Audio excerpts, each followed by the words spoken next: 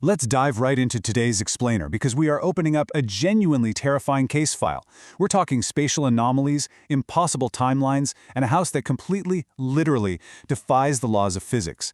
We're going to unpack a narrative that takes a seemingly ordinary estate clearance and transforms it into this massive, mind-bending puzzle. This is The House That Eats Memories, and I promise you, by the end of this, you're going to question the very nature of time and space. To really wrap our heads around this anomaly, you need to put yourself directly in the shoes of David. He's a retired forensic photographer, so for 20 years, David spent his life staring at gruesome crime scenes through a camera lens, right? Always detached, clinically calculating lighting and angles. Well, in October 2024, he arrives in the foggy coastal town of Blackwood. His mission is super simple: clear out his late Uncle Arthur's decrepit Victorian estate so it can be sold.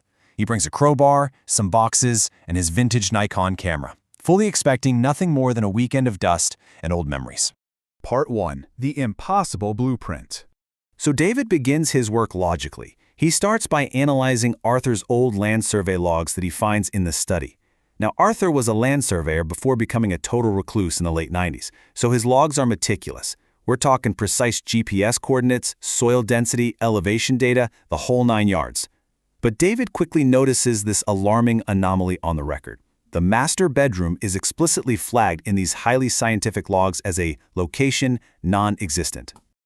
Trusting his analytical background, David breaks out the tape measure. But when you compare the exterior and interior measurements, the math simply doesn't add up. The exterior dimensions of the Victorian house are significantly larger than the interior footprints combined.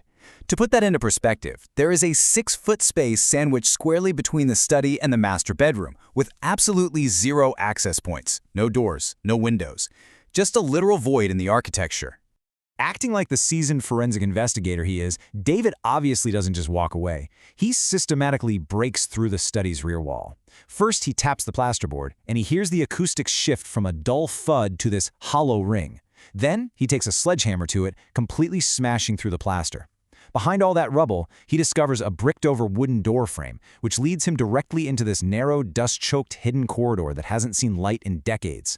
Which brings us to part 2, photos of the future. Down at the end of this pitch-black hallway, David's flashlight lands on a small table. Sitting right there is an analog camera mounted on a tripod aimed directly at a mirror. Beside it sits an undeveloped roll of film and a chilling handwritten warning left by Arthur. It reads, "Do not develop the negatives. They remember what hasn't happened." And the shaky handwriting, it strongly suggests Arthur was absolutely terrified of whatever was on that film. Ignoring the note because, let's be real, curiosity always gets the better of an investigator, David processes the film in a makeshift kitchen darkroom. The chemical smell fills the air as this sequence of frames emerges.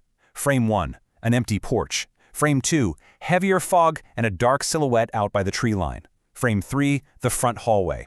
And frame 4 is a photo of David himself, standing at the bricked wall, holding a photo. The camera didn't just capture a memory, you guys. It systematically mapped an entity approaching him, in real time. With his heart hammering, David grabs his flashlight and sprints back to the study to check the corridor.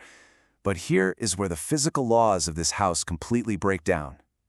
The wall he just smashed an hour ago? It's perfectly solid. There is no dust, no rubble. The plaster is aged, cracked, and totally undisturbed. It's as if his sledgehammer had never even touched it. The horror becomes immediate and incredibly personal when his phone violently buzzes.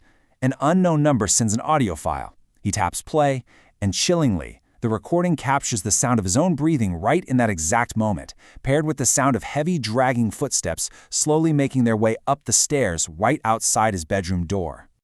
Moving on to part 3, the 1994 title anomaly. Fleeing downstairs to the front door, David finds the deadbolts entirely fused shut, like melted into the frame as if subjected to extreme heat decades ago. Trapped inside, he rips open his laptop and digs into the county registrar database running the deed number, and the property records reveal a shocking truth. The deed was officially registered in 1994, the exact same year David was born. The official documentation proves Arthur never actually owned the house. The property was registered to David all along. Arthur wasn't his uncle at all. Actually, scratch that. He was a previous prisoner of this very same architecture who had desperately tried to break out 30 years ago. Think about what that means for a second. Everything David knows about his family, his uncle, and his own identity is a complete lie constructed by the house itself. Let's look at Part 4, the house outside space.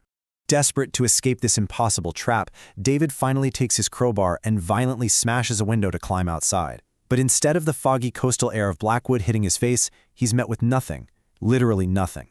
Beyond the shattered glass lies an endless, pitch-black void. He realizes the house is entirely isolated. It's not resting on land at all, but existing completely outside of normal space and reality. Retreating back inward, David searches Arthur's logbook again and finds a hidden pocket in the leather binding. Inside is a newspaper clipping from 1994 confirming that Arthur vanished inside a sealed anomaly. The outside world had actually documented this disappearance, but they never knew the horrifying reality of what was happening inside those walls. But the true horror is in the photograph attached to that 1994 clipping. It shows Arthur sitting in the study, surrounded by hundreds of surveillance photos of David growing up. And these aren't normal family photos. They are taken from impossible angles, inside walls, under floors, and through mirrors. The photograph proves Arthur wasn't trying to keep David out of the house. He was meticulously surveilling him to keep something inside David from escaping. Which leads us to Part 5, the devouring time loop. The climax triggers as a loud, rhythmic thud echoes from the study. The plaster begins to crack as something pushes the bricks inward from the hidden corridor. David raises his camera, his hands shaking violently. But looking through the viewfinder at the collapsing wall, David doesn't see a monster. He doesn't see an unknown intruder breaking in. Reality completely shatters as he sees an older, exhausted version of himself, wearing Arthur's heavy coat, swinging a sledgehammer from the other side. So, what does this all mean? Well, this entity isn't just bending time. It's a predatory mechanism. This spatial anomaly actively traps its occupants. It forces their identities to shift until they take the place of the watcher before them. It literally consumes their timelines to hide itself from the rest of the world. It's like a giant puzzle that eats its own pieces. The cycle seamlessly and horrifyingly locks right into place as the older David steps through the rubble. He doesn't attack. He simply passes the baton by handing over the survey log to the younger David. The loop is complete, and the roles have officially shifted. Our horrifying takeaway from this explainer is this. The loop doesn't just split time, it devours it.